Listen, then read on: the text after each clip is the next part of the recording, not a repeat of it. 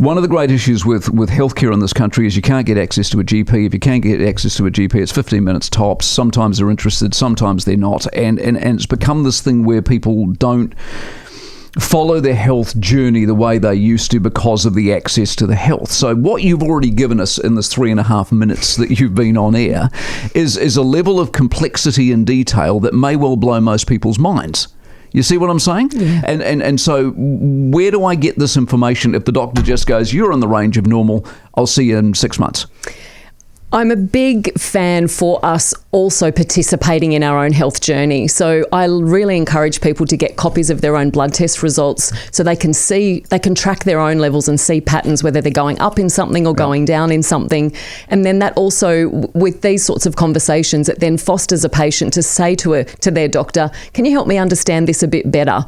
And it might mean that they actually get some treatment. That's a hurdle for many people too, isn't it? Because if you're going to the doctor's the expert, you know nothing, so why would you ask? I'm assuming I'm like everyone else with the GP. You get a portal these days. You can track your bloods on a portal. You can see the chart and all that. So that's standard practice, I'm assuming, with GPs. So you can participate. So in iron, what you also learn is that it's not just iron. Iron does this and you need that to help there. And suddenly is it complicated?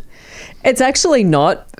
My whole world is nutrition and biochemistry, and that's why it spins my tires understanding all of this, and it's why I tried to bring it to life in really easy to access kind of ways, like a book.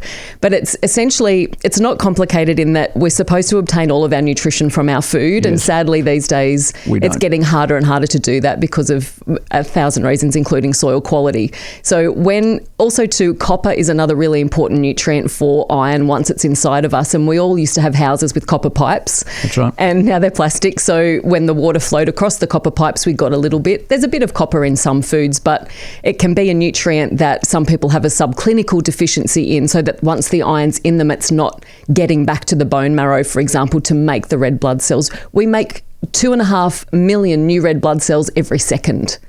It's awe-inspiring when you think about it. And those red blood cells can carry the hemoglobin, which iron is required for, to get the oxygen to every cell inside our body. The Mike Hosking Breakfast, 6 to 9 weekdays on News Talk ZB.